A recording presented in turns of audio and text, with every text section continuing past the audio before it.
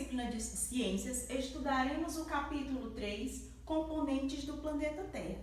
Nós vamos ver os elementos que fazem parte do planeta Terra e como esses elementos são importantes para nós, seres vivos. Iniciando com a imagem do livro de vocês, observando essa paisagem, nós podemos encontrar nela plantas, um animal, uma cachoeira, a água, aqui a luz do sol refletindo. Então, todos esses elementos são chamados de elementos naturais que fazem parte do planeta Terra. O planeta Terra em que pisamos é a superfície terrestre, onde nós construímos a nossa casa, que é o solo, também faz parte da superfície terrestre. É de onde retiramos o que precisamos para sobreviver. Nós conseguimos retirar o ar que respiramos. Mais na frente nós iremos entender de que o ar é formado, como ele é composto, a importância do ar para a nossa vida. Nós também encontramos a água, essencial e indispensável para a vida, os alimentos, a água, o solo, as rochas e o ar são partes importantes da superfície terrestre, porque formam com os seres vivos os ambientes naturais, a natureza que Deus criou. Os ambientes naturais, conteúdos que a gente também vamos relembrar lá de geografia, que são transformados a partir da ação do ser humano para atender às suas necessidades.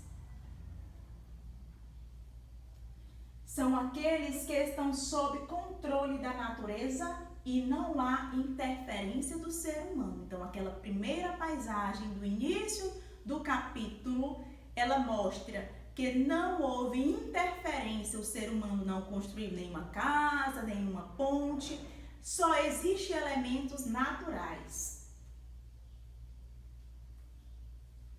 E esses elementos, eles podem ser aquáticos e terrestres. O aquático, vamos representar aqui com essa imagem. Fundo do mar, lá no oceano, linda. E o terrestre, esta outra imagem. Os ambientes naturais, eles são modificados pelo ser humano para produzir alimentos, construir moradias e indústrias. Em primeiro plano na foto, uma mata araucária.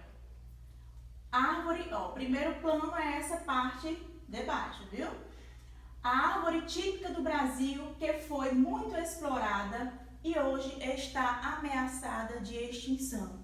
O ser humano, para atender suas necessidades, está retirando aquela vegetação, uma vegetação natural, para estar construindo algo que ele queira, modificando o ambiente natural. Nos ambientes naturais, os seres vivos, eles usam a luz que vem do sol, o ar e o solo em suas atividades.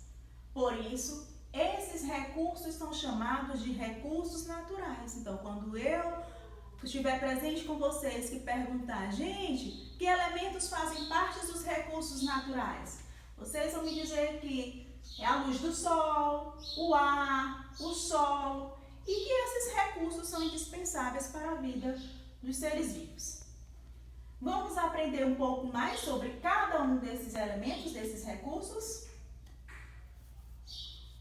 A luz do sol é um elemento essencial para a vida. O sol, ele é importante para as plantas, que eu trouxe uma plantinha para vocês verem, e para as algas. Professor, o que é a alga? Onde é que eu consigo encontrar as algas? As algas são plantas que ficam nos oceanos, bem no fundo dos oceanos. E ela tem uma grande contribuição na produção do gás de oxigênio, que é o gás que a gente utiliza para a nossa respiração. Utilizando a luz do sol, elas fabricam seu próprio alimento e com isso elas liberam o gás de oxigênio que nós precisamos. Aí elas crescem e se desenvolvem. E aqui eu tenho uma pergunta para vocês. O que aconteceria se não existisse luz do sol? Se não existisse a luz do sol, consequentemente não ia existir vida na Terra. Por quê, professora? Ia ser tudo congelado, tudo congelaria.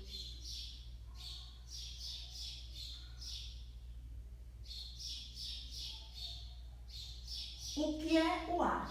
O outro elemento que vamos falar agora é o ar. O ar, observando essa paisagem, lá do céu, ele é composto por vários gases. E esta camada fica lá na atmosfera.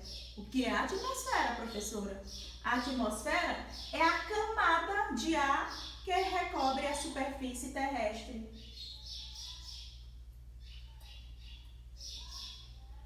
Para entendermos melhor a formação do ar, ele é formado por uma mistura de gases, vários gases. Esses gases é sem cheiro e sem cor. Professora, me diz aí o nome desses gases e para que esses gases servem? Os dois gases importantes que iremos conversar sobre eles agora é o gás oxigênio e o gás carbono. A partir dessa imagem, nós temos aqui um ser vivo que é as pessoas. As pessoas, elas utilizam-se do gás oxigênio, que é produzido pelas plantas, é liberado pelas plantas e também pelas algas que ficam lá no fundo do oceano, são responsáveis pela produção do gás oxigênio. As pessoas, ó o gásinho oxigênio entrando, a setinha de entrando. O gás oxigênio entra, a gente absorve o gás oxigênio e a gente vai liberar o quê? O gás carbônico. O mesmo acontece com os animais. Já nas plantas acontece o contrário. Elas absorvem, está entrando o gás oxigênio e ela vai liberar o gás carbônico. Quando iluminados pelo sol, as algas e as plantas, elas utilizam o gás carbônico e liberam o gás oxigênio. Todo um processo que a planta realiza para produzir seu próprio alimento é chamado de fotossíntese. Já com o gás carbônico, ele é produzido por quase todos os seres vivos. Vamos ver quem é que produz o gás carbônico. Os animais, o próprio ser humano, nós e as plantinhas. Cada vez que você expira, o ar saindo, coloca para fora do corpo certa quantidade de gás carbônico que você produziu. Na imagem 1, você inspirou, você absorveu o gás oxigênio e quando você expirou, você colocou para fora o gás carbônico.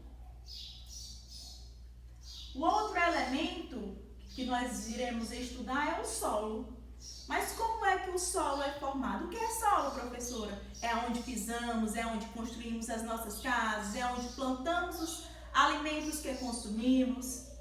O solo, ele é formado por rochas. E essas rochas são as partes duras da superfície terrestre. Aqui nós temos a imagem de um solo.